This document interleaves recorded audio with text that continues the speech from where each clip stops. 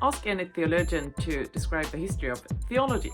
They'll most likely begin with the early church, and then the church fathers, then describe the split between the Western and the Eastern churches, then move through the scholastics, the Renaissance, and then the early modern thinking and its challenges to theology, then modern thought with critical theory, critical theology, and eco-theology, and feminist theology, black theology.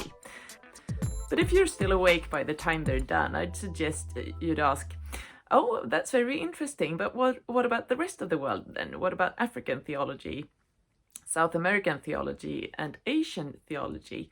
Are they not part of the church history, not part of the history of salvation? Or according to Danish theologian Vitor Westhelle, Christian theology is so fixated on the linear Western history because Western thought is completely blind to spatial aspects, or as Native American theologian George Tinker states, the Western cultures in which the gospel has traditionally come to find its home are so fundamentally oriented toward temporality and disoriented from any foundational sense of spatiality.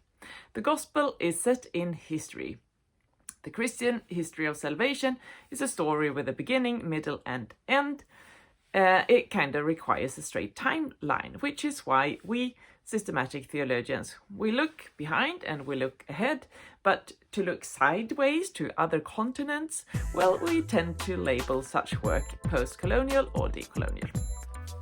But does it have to be that way, Westhelle asks.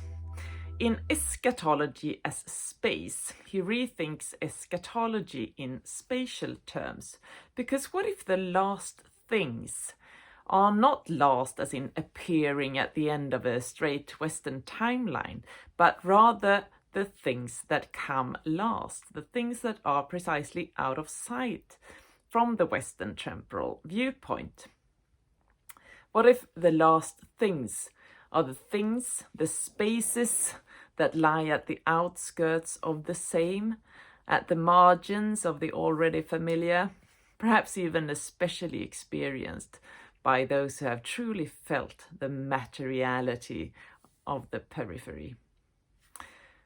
For a spatial eschatology, the last things are last not in time, but in space. And what if paying attention to eschatology would mean to pay attention to the things around us in this moment that we place last, that have the least value, the least status?